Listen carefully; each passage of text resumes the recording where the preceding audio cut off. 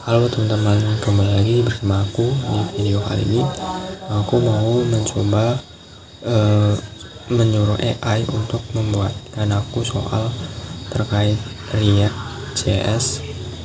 Untuk nanti soal dari AI itu aku akan kerjain gitu. Nah, jadi soalnya yaitu terkait React.js yang mana tentang mengirim data props dan bagaimana caranya mengirim data dari parent kecil dengan props ya, itu itunya. Oke, langsung aja tanpa berlama-lama kita langsung ke videonya. Oke.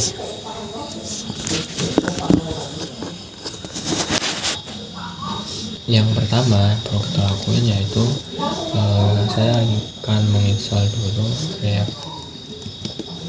Kita akan npm create video@latest, nama foldernya apa, challenge React save dan React spasi save spasi save templates React. Nah, kita cd challenge terus npm install. Kita tunggu dulu prosesnya sampai selesai. Nah, habis itu kita akan masuk ke foldernya. Nah, sembari itu saya akan mengenerate soal dulu.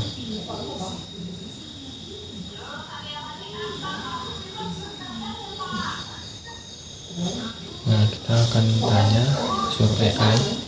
Di sini kita mau suruh dia halo AI, aku mau kamu buatkan aku soal React.js dasar terkait props dan sejenisnya yang mudah, tingkat menengah, yang tingkat dasar, karena aku baru saja belajar React.js dasar.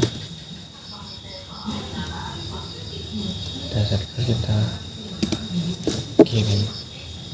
Nah, ini udah, kita akan buka VS Code. Kita hapus dulu ini.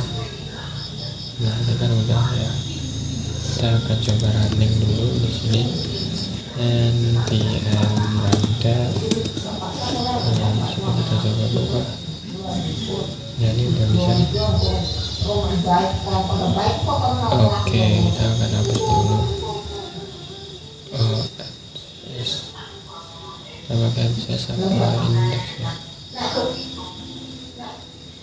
Oke, index CSS ya. Ini kita hapus dulu. Demand berarti kita hapus ini. Kita lihat AI nya.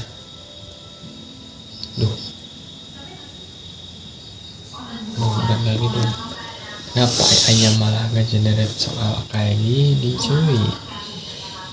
What the hell? Salah. Ternyata salah. Aku nembak bagaimana aliran data dan menggunakan props sendiri. Dua arah antar komponen dari kecil komponen ke parent, dari komponen kecil aliran data suara dari komponen itu ke anak. Mereka pernyataan benar sifat metabilitas. Dapat dibuka kapasitasnya menggunakan metode setState. Ya, komponen tidak boleh menggunakan seperti perkembangan pure data propsnya. Dapat menggunakan props dengan umur. Oh, yang ini lah. Loh, ini apa ngepak? Ngepak cuy. Pada fungsional komponen, bagaimana cara komponen itu menerima dan mengakses props.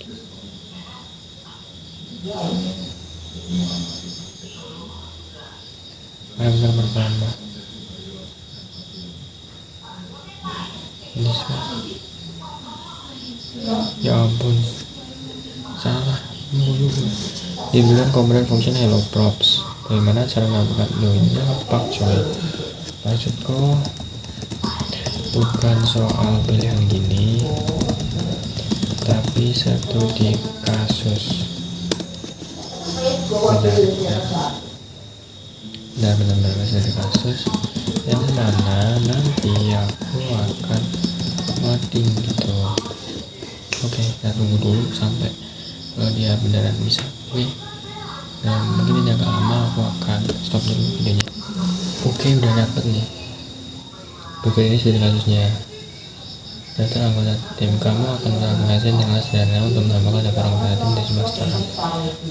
Tugasmu adalah membuat komponen kartu yang bisa digunakan beberapa kali untuk menambahkan profil kartu anggota. Ini tantangan kirim dari komponen utama. Buat sebuah shield komponen bernama kartu anggota. Oke, isinya ini dan nampilin di dalam kartu anggota. Dalam TK3. Oke, kita akan buat parent. App-nya aku hapus ya cuy ya. Aku buat lagi dah. Object export default function. Sudah return dulu fragment kosong ada dulu. Terus habis itu ini kita buat kartu anggota JSX. Terus export default function kartu anggota. Nah, di sini kita akan atur cdiv buat kita akan sebut kartu anggota ada nama, row, umur, ada nama, kita harus destruktur nama, row, umur. Habis itu dia ada is aktif boolean, is aktif nama lengkap, front end, dan umur. Itu kita bisa ditampilkan dalam TK3 dalam tampilan row dan umur dalam nama dalam TK3. Oke, kita berikan nama dan habis itu kita P nya yaitu siap ini karena roll dan umur, wait roll dari roll. Oh ya, ini nama dari sini, terus ini satu lagi untuk umur. Habis itu tampilkan is aktif akan terkasihkan. Jika dia true maka akan tampil tulisan status aktif. Jika dia false maka tampilkan status sedang cuti. Tentu kamu bisa menggunakan ternary operator. Nah, kita bisa pakai ternary operator nih. Jadi ini artinya yaitu jika kondisi is aktif ini nanti kita kirim ke props itu true, maka yang akan dijalankan itu yang ini. Tapi kalau false yang akan dijalankan yang ini. Nah, oke, langsung aja aku coba ya. Jadi di sini dalam pakai P aja kali ya. P aja kita berikan dia is aktif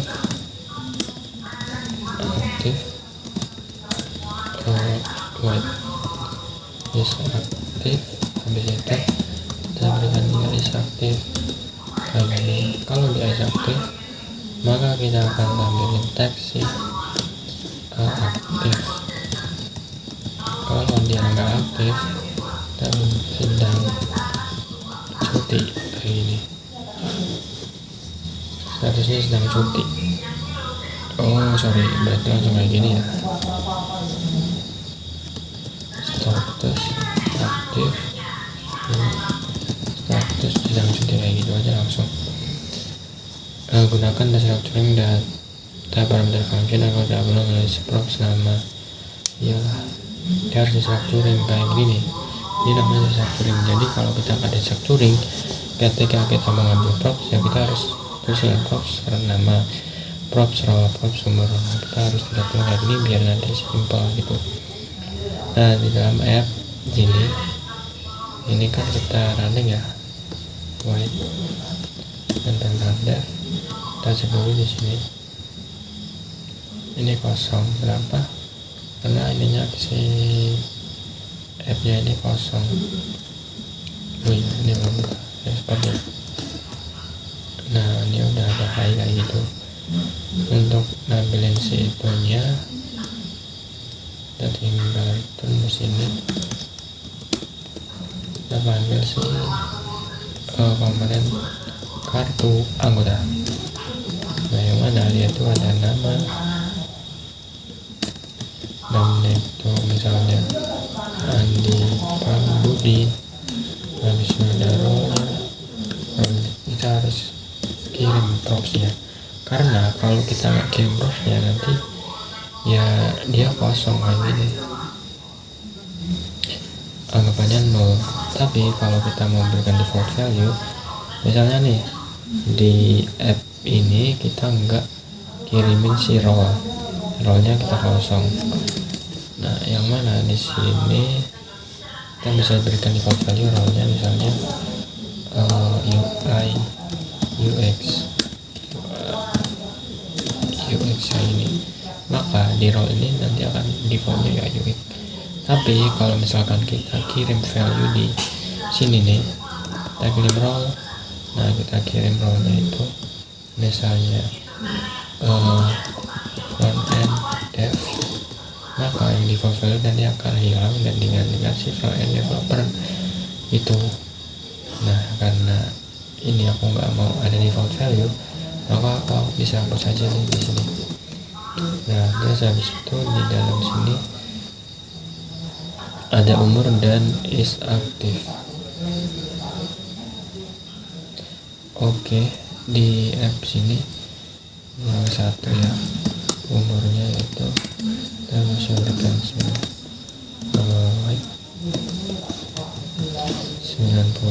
Umur apa? 90. Kebanyakan cuy. Umurnya misalnya 17. Sebenarnya umur bisa kayak gini sih.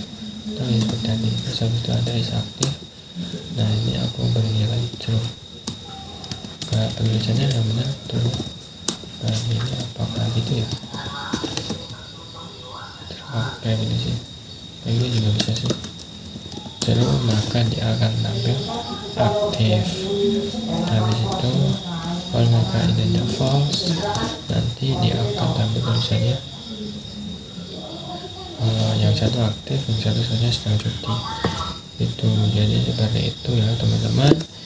Bagaimana cara kita mengirim data props. Jadi props itu mengalir dari parent ke child. Makanya kalau kita buat children, yang mana childrennya itu nanti bisa digunakan berulang kali untuk menampilkan profil setiap anggota, yang mana profil anggotanya itu bisa berbeda-beda kan ya, namanya profil anggota satu dan anggota yang lainnya kan namanya beda-beda dan role-nya beda-beda. Nah, kalau propertinya sama, misalkan di anggota itu cuma bernama, role, umur, is aktif. Nah, dibanding kita tulis satu persatu, kita bisa buat child komponen dengan bisa menerima props, sehingga ketika kita manggil kartu anggota nanti itu tinggal kita masukin nih data props ini. Jadi di tadi nih kartu anggota di add, dia manggil kartu anggota kan.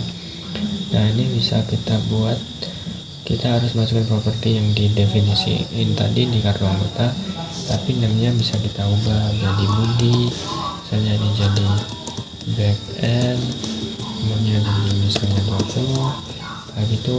Jadi nanti beda nih, ini jadi Budi, ini jadi role-nya beda, umurnya beda, dan statusnya sedang cuti. Itu ya kayak gitu sih cara mengirim data di propsnya. Oke, udah aman. Selanjutnya udah deh, itu aja. Oke, mungkin itu aja sih untuk video kali ini. Aku cuma menantang diriku dan mencoba mengingat-ingat bagaimana tentang props itu sendiri di dalam React.js. Oke, terima kasih teman-teman yang udah nonton, dan ya semoga video ini bermanfaat ya, meskipun ini untuk dokumentasi aku pribadi sendiri, dan semoga ada